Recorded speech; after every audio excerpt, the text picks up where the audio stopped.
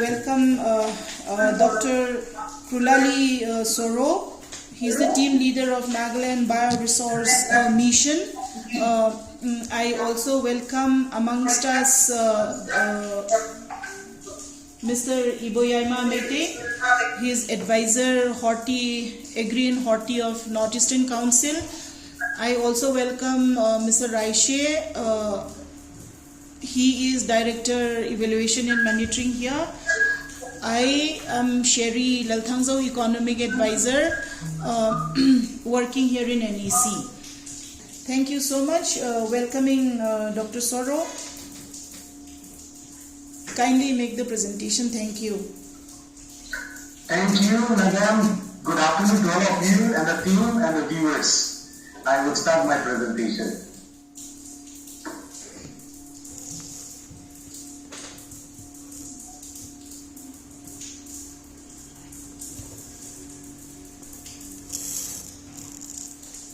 Once again, good afternoon. The title of the project that was funded under NEC is Promotion and Development of Medicinal and Aromatic Plants in Nagaland.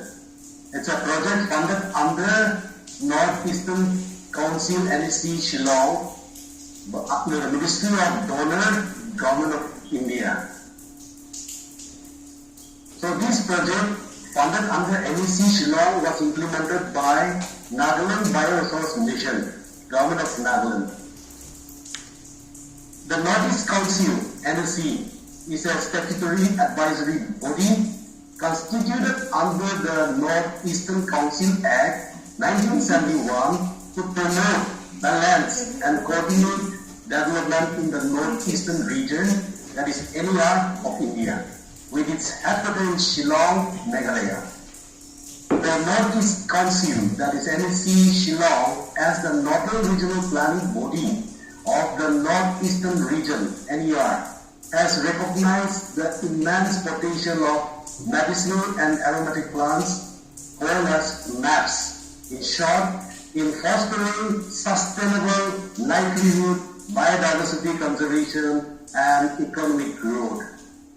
With its rich biodiversity and unique climatic conditions, the Northeast has long been a treasure house of medicinal herbs and aromatic species, many of which are endemic and highly valued in traditional and modern healthcare systems. The NEC aims to position the Northeastern region as a hub for cultivation, value addition, and commercialization of MAPs. It envisions to transform natural wealth into economic opportunities while ensuring ecological balance and cultural preservation. I will also highlight a little bit about our mission, about the organization. As it is a state mission under the government of Nagaland, it is headed by Agri Production Commissioner, called as APC, as the administrative head, led by a team leader as the head of the mission.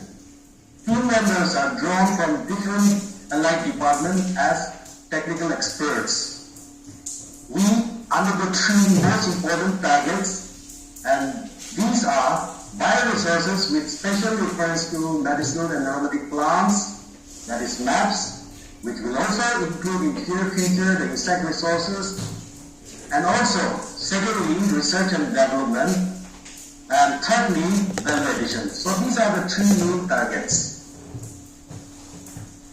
The mission has also identified 650 species of medicinal and aromatic plants that is found in Nagaland, and have come up with a book called Plant Resources of Nagaland. Along the different agroecological zones, region where you can find plants in warmer, colder region, some in both, and some throughout the state. And you can also see in the slides the percentage. And the maximum number of plants found is the herbs. Coming to the promotion and development of medicinal plants,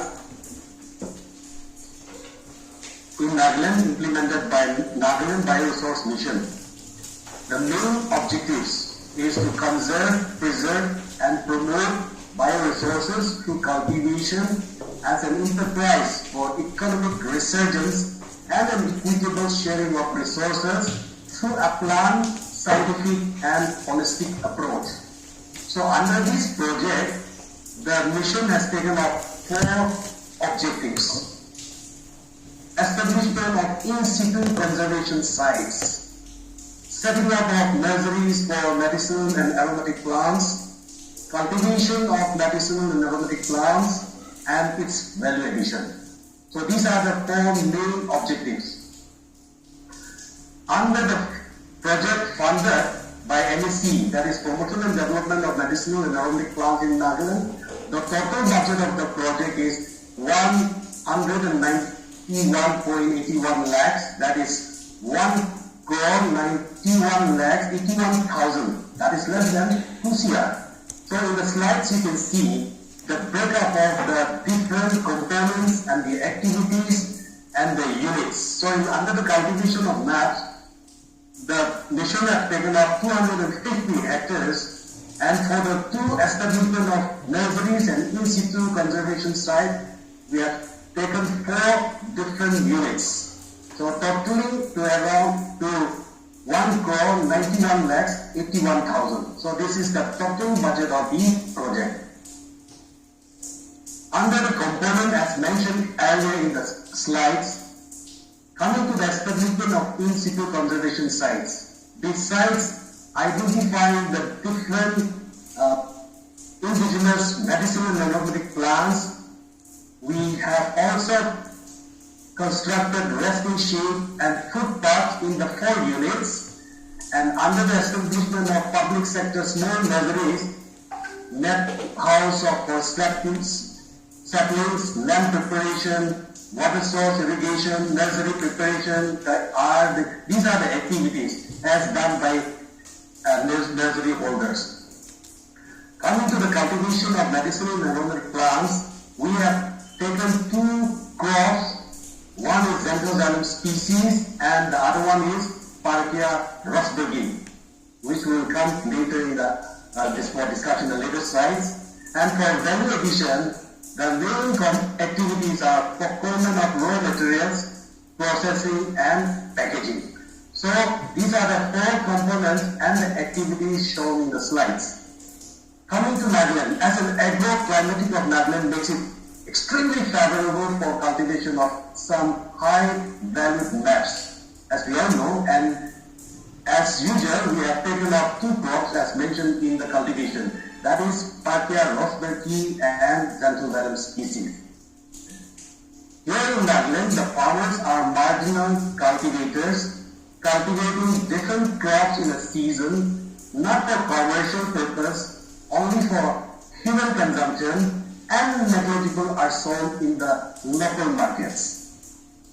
The mission is here to motivate the farmers to follow good agricultural practice and to focus on conservation of bioresources for the future generation through the cultivation of these 2 species in Juneland.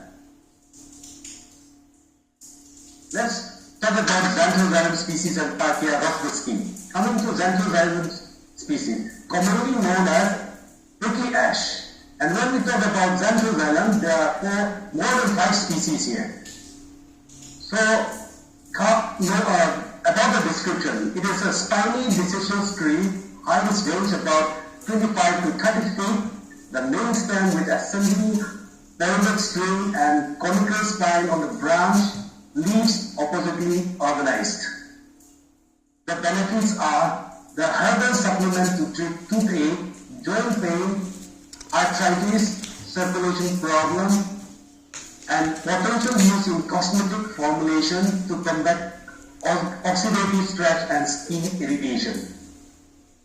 The oil extractor is also known as aromatic oil, and the oil extract from the leaves and fruits can develop into flavored oils, and these natural flavors in food products to enhance aroma and potentially extended shelf life, that is preservation. So you can see in the slides the xanthosylum plant, the stand with thorns, the fresh hearts and seeds, the dry hearts and seeds.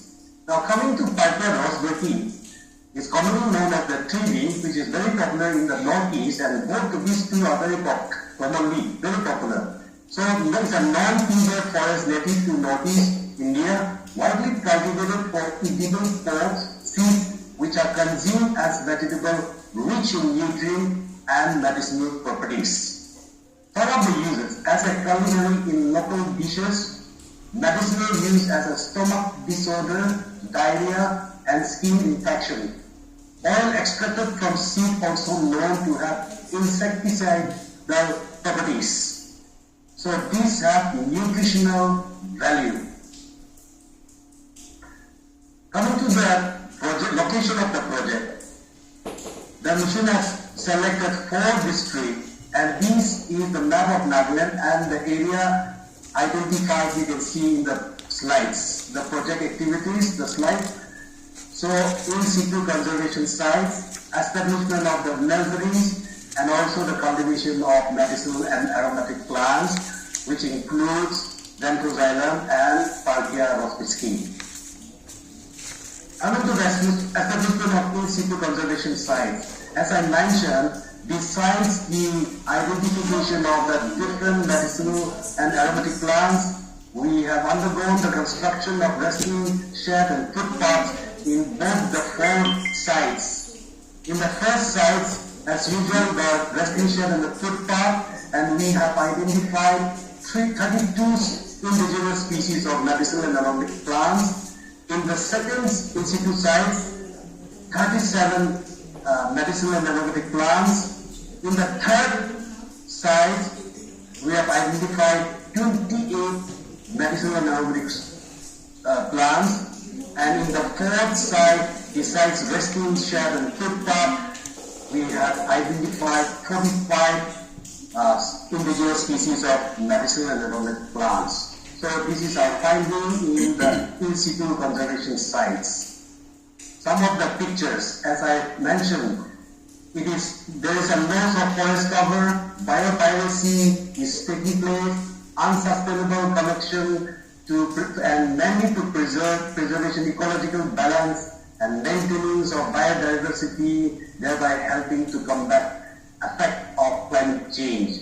So these are some of the pictures that is taken for resting shades and also the sites. You can see in the first slide, in the first figure, that is resting shade at in situ conservation site at Sakawat village and the Pat district, Nagaland, with community leaders. And you can see on the left hand side the in situ conservation of Paris polyphylla.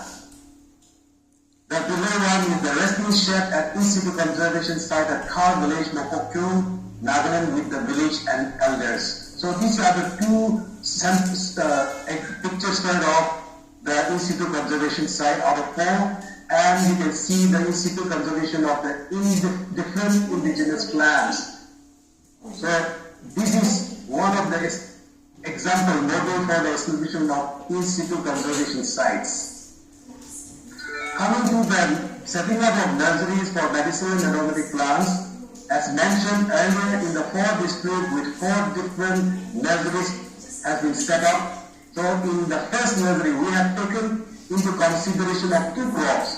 So the nursery setup was already maximum sapling is taken into account is 10,000 saplings for 1 nursery.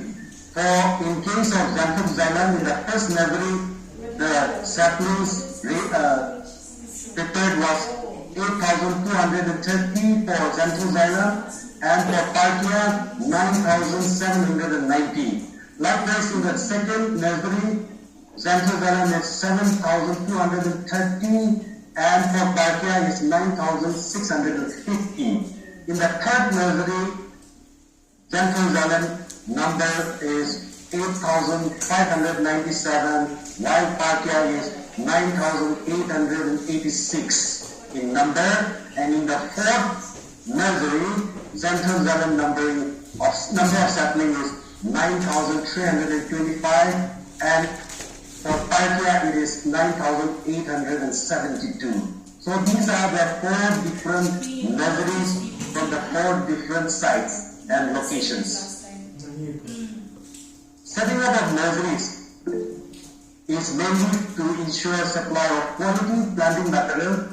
Setting up of nurseries to link to cluster cultivation is very much necessary in order to curtail the extra expenditure on transportation and generate livelihood.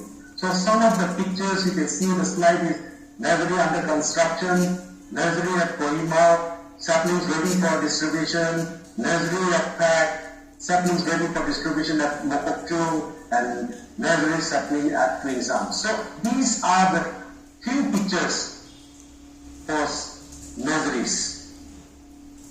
Cultivation of medicinal and aromatic plants in order to bring an economic resurgence of the farming community, to decrease the pressure on the MAPS population in the wild, and to encourage the adoption of MAPS as an intercrop in June field is one of the most important mission objectives. So in order to generate additional incomes and also provide alternative farming options to the farmer without disturbing the age-old practice of farming communities.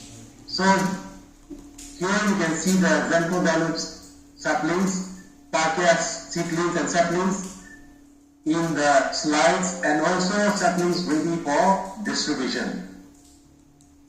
As I mentioned earlier, medicinal and aromatic plants intercropping in the June field. You can see the rice field, the vegetable, then these of our medicinal plants are also intercropped in the June fields, as you can see the slides. Also the cultivation of Parkia in the lower slides. And here is the cultivation of Xanthoxylum.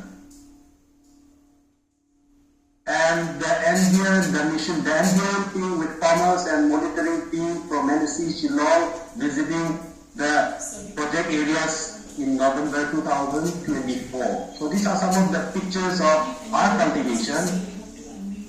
Now data showing the harvest of Xanthoxylum after cultivation per plant. So here we have 78 beneficiaries under this project. So the number of beneficiaries for Xanthoxylum cultivation under this project is 40 beneficiaries. Here there are 22 unemployed youths and 18 women. In the graph you can see Xanthoxylum plantation harvest starts after the 2nd year. So in the 2nd year, the 3rd year, and the 4th year, and likewise it increases. The green bars signifies the leaves, the blue ones signifies the fruits, and the red one signifies the dried fruits. So here in the slide, in the graph, you can see after the 2nd year, in the 3rd year, you can see the number of bunches or the kg increases from 2 to 3 to 4. Now in the 4th year, you can see the fresh leaf harvested is 6 kg. So taking into consider when it is dry, that is 3:1, it comes to 2 kg. That is dried seeds and husk. So you can see the graph. Now coming to the table, the production per year for one beneficiary per year. So Xanthoxylum, as you know, the leaves are harvested 3 times in a year, and the number of bunches is 10 bunches at a rate of ₹2. So in 3 harvests, it is coming to or income generated is ₹600, and the harvest for the dried seeds, the fruit is only 1, and as mentioned on the graph, it is 2 kg. So at the rate of ₹400.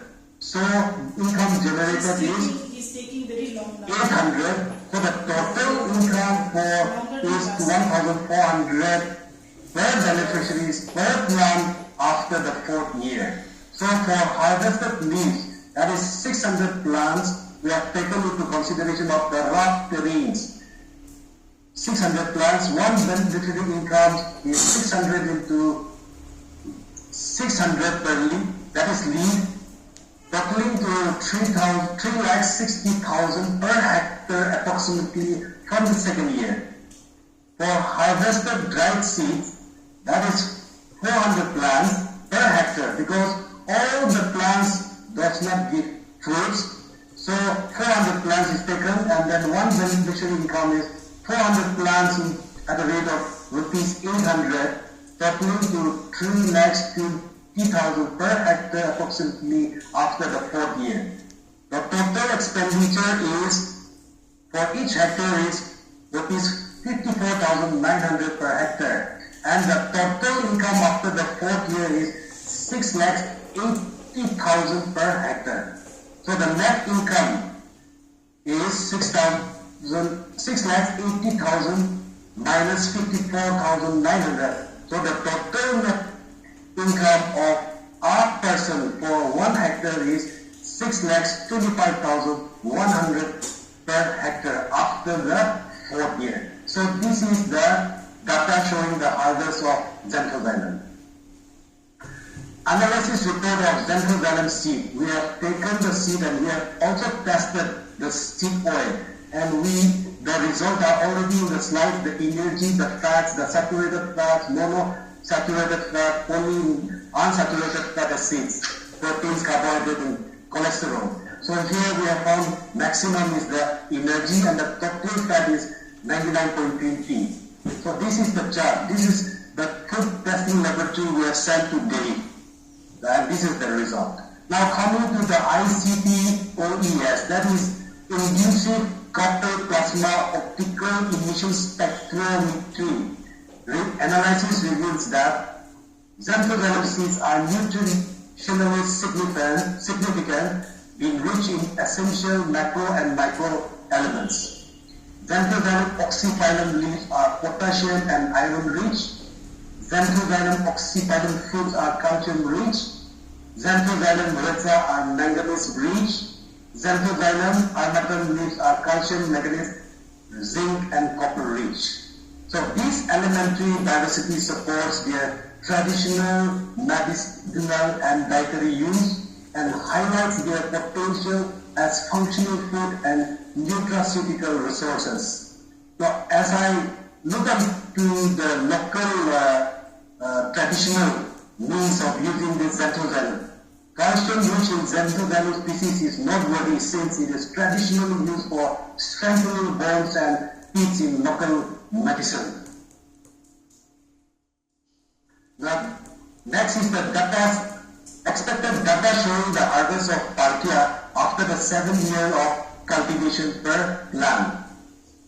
See, for xanthozylum, the harvest has already started, but for Parkia, the harvest is not yet started. It is in the 4th year. So the Parkia will be harvested after the 7th year. The trees start flowering by 6th year and bear fruits by the 7th year, and it will continue up to 60, 70 years to 90 years.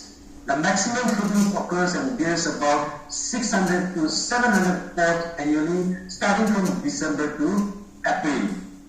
And here the number of beneficiaries for Parkia cultivation under this project, as I mentioned, the earlier one is for xanthozylum is 40, but for Parkia is 38 beneficiaries.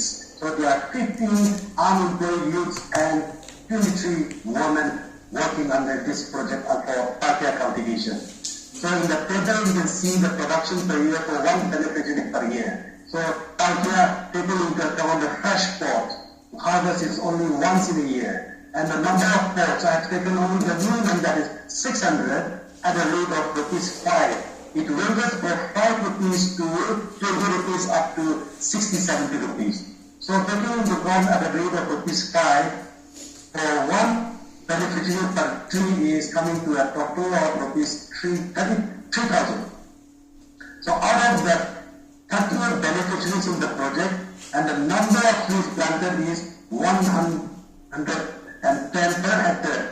One beneficiary income will be approximately 110 at a rate of rupees 3,000. So it is coming to a total of rupees 3,30,000 per plant for 110 plants after the 7th year. So the total expenditure is 34,700 and the total income after the 7th year is 3,30,000 per hectare. So the net income will be 3,30,000 minus 34,700. So the total net income is 2,95,300 per hectare after the 7th year for each beneficiaries for 1 hectare of land. Now, besides our other cultivation, coming to the fourth one, that is the value addition. The process of extracting medicinal and aromatic plants determine how efficient we add value to bioresources. Most of the raw materials of MAP species after harvest are sold directly to the local markets, where farmers get marginal profits. In this regard, the process of packaging and processing of MAP is essential for improvising the product, which will ultimately lead to improved value addition. So, value addition. Launching of some of our products, that is neglected and underutilized crops, value-added products by our Chief Secretary Nagaland. Our Honorable Chief Minister Nagaland visited our stall in some of the exhibitions. Honorable Governor Nagaland also visited our stall. And here is, in the last slide, you can see the display of some of our value-added products. Monitoring and evaluation team. Here you can see the third-party monitoring team, that is the Field Technical Support Units, called as FTSU. They have visited some of our sites in the projected sites somewhere in September 2024. Can we button now? Thank you So so the much. benefits derived from the project. The multi-cropping of MAPs, we know as medicinal and aromatic plants with paddy, maize and vegetable, that is intercropping with horti and agricultural crops, thereby giving higher additional returns per unit. Dr. Suro, can I intervene here? Dr. Suro, can I intervene here? Yes. In fact, yes, it is very encouraging that like you have given all the details here. But okay, you still continue, but since we are organizing this webinar with the time limit, so can you please kindly skip some of the, meaning all are important but not so important slides, so that we all can take the slotted time for this webinar. Yeah, please continue by meaning I will. All right, please. Okay. So that is the benefit. So with global generation, then the achievement is that we have covered 250 hectares. We have established some of the field design water garden policy in the 4 districts. And one most important thing is the mission has also made a breakthrough in identifying potential buyer for a renowned Indian company, as I mentioned. We all know that is Double Direct Limited through this project. And we are also anticipating in supplying 2 to 4 tons initially by the end of this month or next, making a pioneering venture for such a crop within the states. So that is one, and another one is a very important crop which needs to be preserved and conserved. That is Paris polyphylla, which is very much prevalent in the northeast, and biodiversity taking place. So even in some of the villages, as you go in Nagaland, you find this cannot be cultivated in the open. Even if it is open, but then there are a lot of people coming and stealing even at night. So safeguarding the plant with basic means, even as a kitchen garden in nearby houses, and because of the seed propagation, it takes time. This is one important crop that we should all ponder for medicinal and aromatic plants, which is very much endangered in our northeast region. And finally, overall evaluation is that I think excess created will all be looked after by the missions. We will also monitor the activities of the farmers, under this project, along with as we continue to work with them. And you know that majority of the farmers, as I mentioned, they are all marginal farmers. So I think with this program, we can turn the price where opportunities can also develop and cultivate for medicinal and aromatic plants. So by introducing such kind of crops that can generate more returns and we can also facilitate with, we are also facilitating with research and development centers like the KVK, the ICA, the SARS, and the CSI, MAPS, and the FFDC. So all these institutions we are also tying up, and they are also helping us in many ways also. And my last request is the implementing agency. We request the funding agency, that is NEC, to prioritize in replicating these types of commercial activities with special reference to maps in other potential villages or districts of the state, and not forgetting the other northeast states, which will boost the economic status of the rural people through such intervention in near future. So with this, I say thank you. Yes. Madam, should I? Yeah. Thank you. Well, thank you so much, Dr. Suro. Once again, very good afternoon to all of you, all the viewers, and our respected economic advisor, evaluation monitoring, Madam Seri, and also my colleague, Raise, Director, evaluation monitoring, NEC, and all my other colleagues from the nursing team here. And also again, I'm very, very thankful to all the audience, and especially the Dr. Suro.